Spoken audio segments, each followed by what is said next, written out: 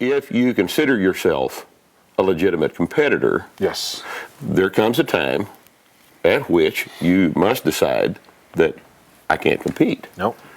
And I remember you telling me your story. I was in 1988 is when I retired. We were at the Greater Texas Classic in 1988. There were 6 guys in my weight class in the 220s. 6 guys.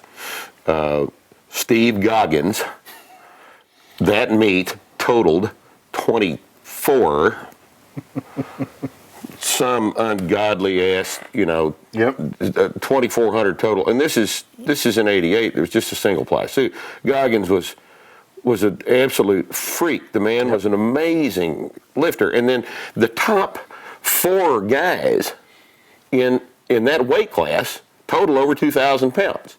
Right? The guy that placed 5th ahead of me totaled 18 something, and I showed up totaling low 1600s. Mm-hmm. And I said to myself, what would I have to do to place 5th in this meet next year? And am I willing to do that? And the answer was no. Yep. So I said, I'm done. Yep. I'm not going to go lift in low-level meets just for the sake of having another trophy on the wall. It was just time to, at that point, I'm not competitive anymore. The thing had passed me by. I didn't have the genetics.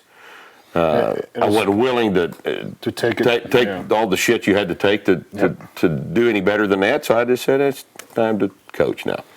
And participated in the sport by announcing most of the meets in Texas for about 10 years, and then I kind of just lost interest in it because really, honestly, just between me and you and everybody else, it was because of the introduction of the monolift and the nature of the equipment was just changing, and it just became a different thing than what I'd competed in. I wasn't comfortable with it, and back then, all of the, at one of the last meets I announced, they had gone to this multiple division thing, and there was raw, and there was natural, and there was drug tested this week, and then there was today, and there was all the weight classes, and sub-masters, masters, and all this stuff. And so by carefully entering the meet, you could win, and there were 104 people in that meet, and if I remember correctly, there were 85 first places.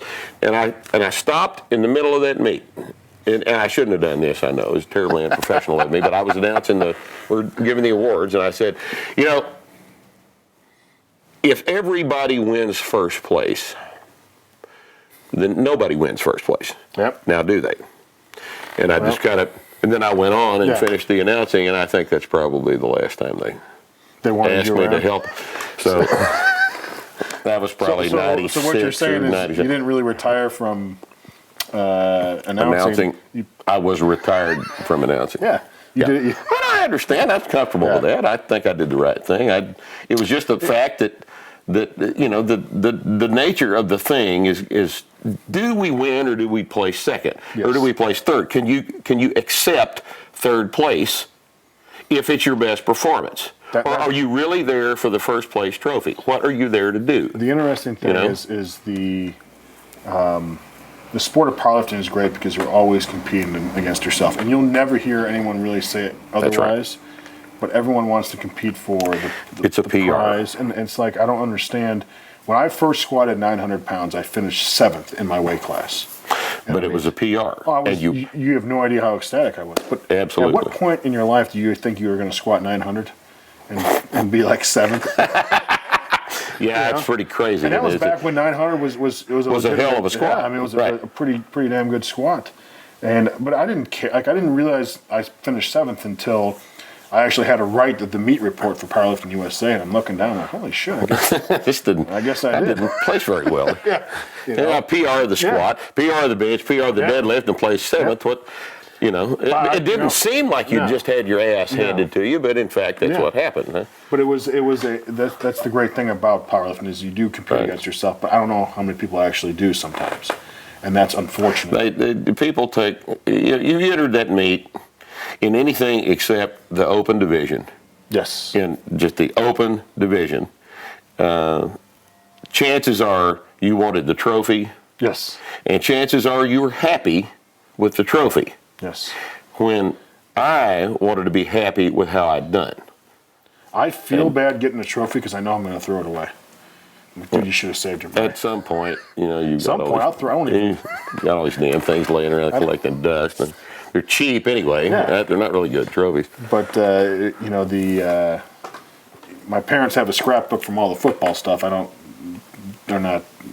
They paid their dues. They're not collecting anything from powerlifting days. So since there really wasn't anything, wasn't any great write-ups on me at all. Right. So so what ended up happening with Louis? So anyway, after I had squatted 1,000, I was done. Right. And I just, obviously we're still friendly and everything. It just, after that it was I had done. Well, your competitive career was based out of there, and once that ends, then everything has a lifespan. And I realized too, and people always ask me, will I ever compete again? And the answer is, I don't really care at this point in my life. You might. I might, at some point. But I don't need the satisfaction from another person or me. Well, your identity is not wrapped up in that particular thing anymore, if it ever was. Well, lifting weights always will, and I still want to be strong. Just like, we're stupid enough to go out there and push a sled. Right. But I don't need that to justify the time I spend in the gym. Right. I don't get the impression that you were ever anyone that had to be validated in their behavior by doing anything or being perceived by other people as a something, football player, power lifter, anything. So I would predict that if you ever enter a meet again, it'll be because I want to. You want to get under the bar and have your performance judged. And it may happen and it may not. The crazy thing is, talk about the identities and stuff, and I guarantee you felt it's like once you look a certain way or do a certain thing, you get this lump. When I was playing football at Arizona, I hated when people knew I played football because they all think you're a football player. Yeah, and you're stupider and shit, and you just like, God, just leave me the hell alone. I don't care what you think about me, just don't think of this of me. Right, don't pigeonhole me. Yeah. So, but now it kind of works to my advantage because I look like I'm homeless. You have grown your beard out recently. This is magnificent. It's a magnificent beard. The thing is, the more money and more prestige you have, the less I can't help notice that you haven't taken your hat off, though. No, I forgot to shave my head. So I have a wraparound, which is nothing more than Captain Stubing. I've been wearing hats since I've been a kid, so it's just one of those things. I was always told that if you wore a hat, that it would. It wasn't good for your scalp. And if you'll notice, I really look good from the front, don't I? It's hats and Winstrol. Yeah. Well, it's been a while since Winstrol's been the source of it. Anything I could blame anything on, but the hat didn't make my hair fall out. I think. No. My mother's side of the family did that. Nice hairline. I mean, in the front. Yeah. How bad is it in the back? Well, it's. You're fine. I look like 54. I look like Serge Redding. I've got this video we show in our seminar on the weekends of Serge Redding at the '68 World Championships pressing 502, and this guy, he takes a nice close grip and just slam cleans this thing, and shoves 502 up over his head, and my comment when we show this video is, look how nice his hair looks. And it's just, he's got this little thing. But if I hadn't turned around right then, you wouldn't have. Nobody would know. See? Nobody would know that wasn't hanging around all the time. When did the press go out of style in the Olympics? Press was dropped from the '72 Olympics. So, what cracks me up is people say, well, there's a lot of back bending. Just make everything legal. Right. Yeah. Well, is it a jerk? Is it a press? I mean, there's a real nice article by John Fair on the history of the press. The guy that wrote Muscletown, USA, an underrated book. Please buy that book. Muscletown, USA. It's the history, kind of the laundered version of the history of York Barbell. Okay. And it's an important part of anybody's library that is interested in the history of the iron game. And John Fair Muscletown, USA. But John wrote a real good article, about 38-page article, on the history of the press, and goes through the development of the thing from the earliest days to the politics involved between the Europeans and the Russians and the Americans in terms of the way the thing was judged at meets held in their countries. And it was silly. The meet was too long. A 3-lift meet wasn't any more fun for an Olympic lifter than it was for a power lifter. Yes. The meets were long. The medal count was high. The IOC was on the sport to drop the medal count. The judging got to be, so did he lay back? Was it a push press? All this other shit. So the easiest thing to do, and probably the best thing for the competitive aspect of the sport, was to drop the clean and press. But it has irrevocably changed the nature of the training. Yes. Because now, you ask any of these kids that are lifting weights nowadays, they don't press. There's no upper body strength component. It's what can you hold up over your head. Yep. Everybody looks different. Everybody approaches the clean and jerk differently than they did back then. And it's our loss. It's a tremendous thing to have lost from the sport. When it's interesting you talk about the strength component is gone. Yes. From their Olympic weightlifting, from their eyes. This is going to piss everybody off, all right? Olympic weightlifting is an excellent way to display strength. Yes. But it's not the way to develop it for anyone except a novice. Well, it's like you don't run the 100-meter dash over and over again to get faster. To get faster, no. There are things you do to get strong to get faster, because once your sprint mechanics are down, what's left to you? Yes. Force production. Yes. This isn't terribly difficult to understand. But and I've talked about this quite a bit. What did you guys at Westside? Do you remember ever having any interactions with Olympic weightlifting back then? When I was there, we did not. But I know Louis has, had those guys come in. At least people who were interested in the sport or had been in the sport. But and they, we always had some joking stories about that.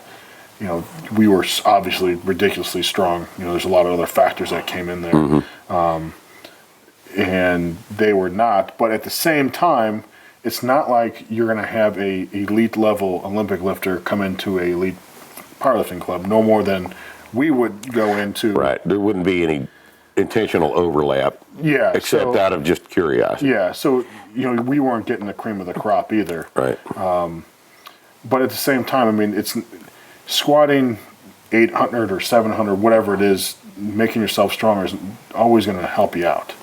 And that's what it's never, I don't know how that can be debated. And of course, it will be. But, has been, but if you can press over your head 400 pounds, do you think your jerk might be a little bit better? Like I'm talking, and the thing is, I know people that can do that. I know people can do, I know people that do that, like a strict, fairly strict press of 400 pounds or in the 370 range. There aren't many around nowadays, whereas that wasn't that uncommon 40 years ago.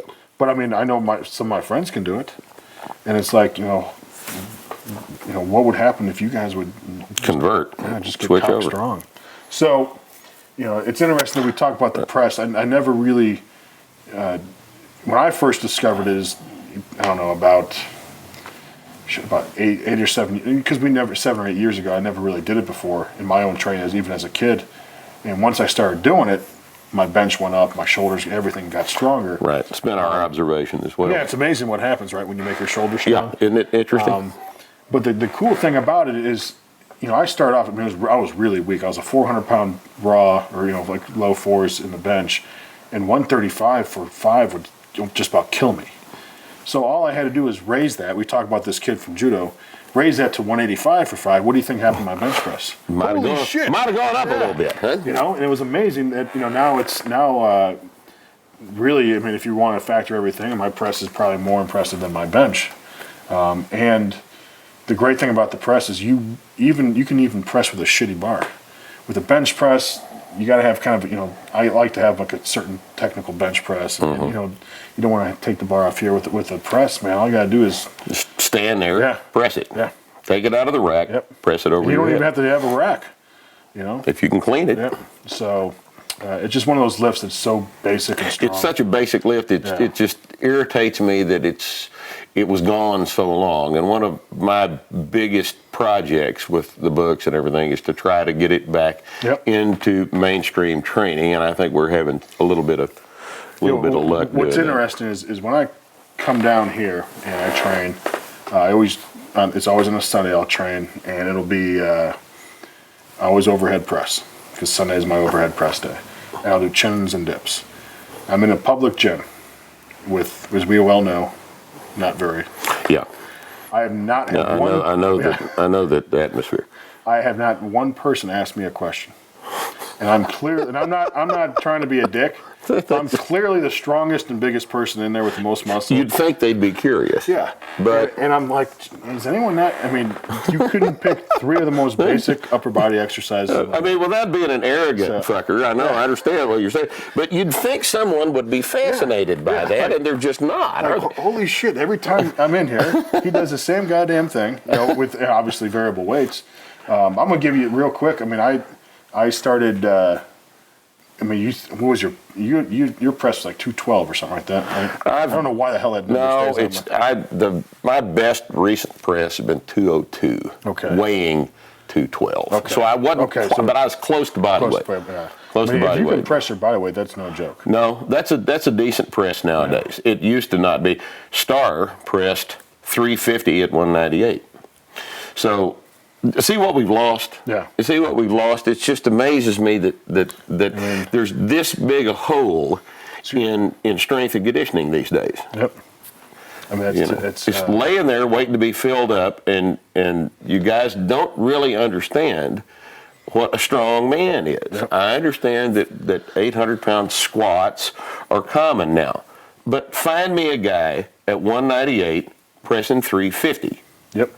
There's no suit for that. There's no wraps for that. There's nothing but you and the barbell and 350. I was at a meet 2 weeks ago, and some guy had taken a bar out without any, maybe knee wraps or something, and a singlet and a belt. He got, walked the boy out and squatted it and came back in, and the announcer's like, he's doing it old school style. And I'm thinking, holy shit, at what point does a squat look, that's how it's supposed to be done. And I'm not against equipment at all. And whatever, I really don't care, because it's not like we're curing cancer here, right? So it's really not that big of a deal. Have you seen Milanovich's 1028 or whatever that thing is? IPF squat. Yeah, was it turned Walks down? It out. No, was that turned down? Not the one I saw. Okay. I've got it on my video presentation just to show people. I know what you're talking about. I thought for some reason that was turned down, but if it was turned down, it wasn't for depth. Yeah, I'll tell you that. For politics, it was. It might have been for politics because he's a Soviet or something. But speaking of which, this was not a depth goal. Constantine for a little bit too. Yeah, have you met him? Never met him.